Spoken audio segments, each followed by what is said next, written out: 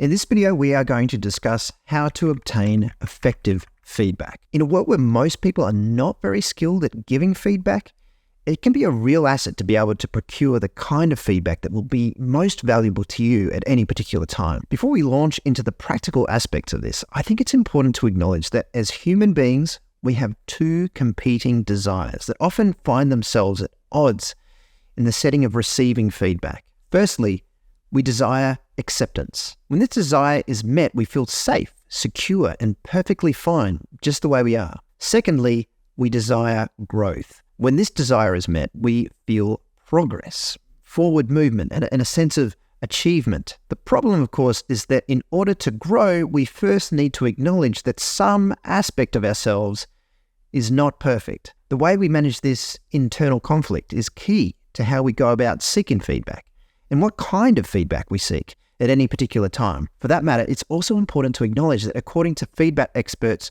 Sheila Heen and Douglas Stone, feedback can be divided into three different categories. 1, appreciation. Hey, great job. Thank you so much for what you do. You really are an amazing clinician. We need appreciation in order to meet our need for acceptance. There's also evidence that our brains function better when we're feeling safe in a positive frame of mind. 2, evaluation. Well, your procedural skills are still below the expected standard.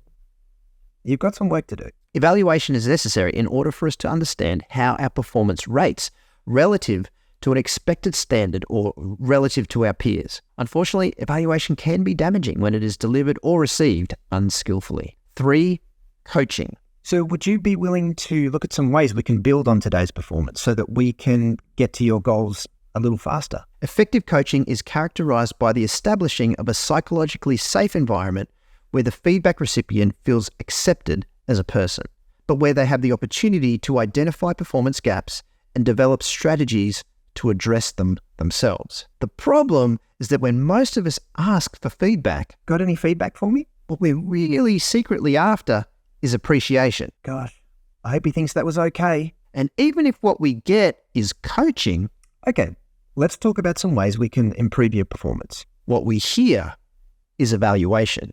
Oh, great. He thinks I'm terrible. We can avoid this misunderstanding by getting really clear about how we ask for feedback in the first place. To do that, I'm going to suggest 4 steps. Step 1, get super clear in your own mind what kind of feedback you need right now. Your capacity to receive feedback at any particular time is dependent on a variety of factors, both innate and situational. If you're feeling worn down, tired, or fragile for any reason, it's worth admitting to yourself that you may not be in a position to receive evaluative or even coaching feedback skillfully. Perhaps what you need right now is some appreciation. Equally, if you're feeling robust and ready for growth, it's worth recognizing that now's the perfect time to seek some coaching feedback or even some direct evaluation. Step 2, choose your feedback provider. If you've got some time, would you mind watching me do this assessment and then giving me some feedback after? Now, you can't always choose your feedback provider, but when you can,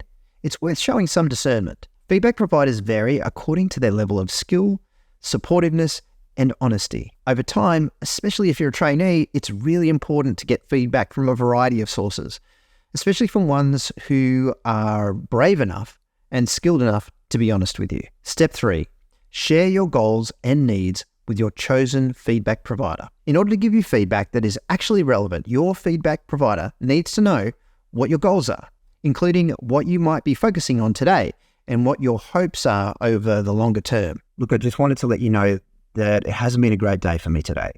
I feel like I really need to rebuild my confidence a bit.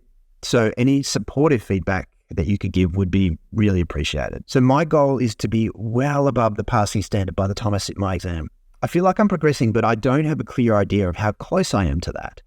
So I'd really appreciate your honest opinion on how far you think I've got to go. So right now I'm really focusing on finding a good balance between time efficiency and thoroughness, and I'd love to hear your thoughts on how I can get better. Step 4, be specific and ask for one thing. If you've set things up well with your feedback provider before they observe your performance, then they should have a reasonable framework with which to deliver their feedback. However, if your feedback request comes without this kind of setup, or if you feel like you might need to guide the feedback provider in how they deliver their feedback, then make sure you're as specific as possible. And make sure you only ask for one thing. What's one thing that I could change that would make a positive difference the next time I have to perform this task?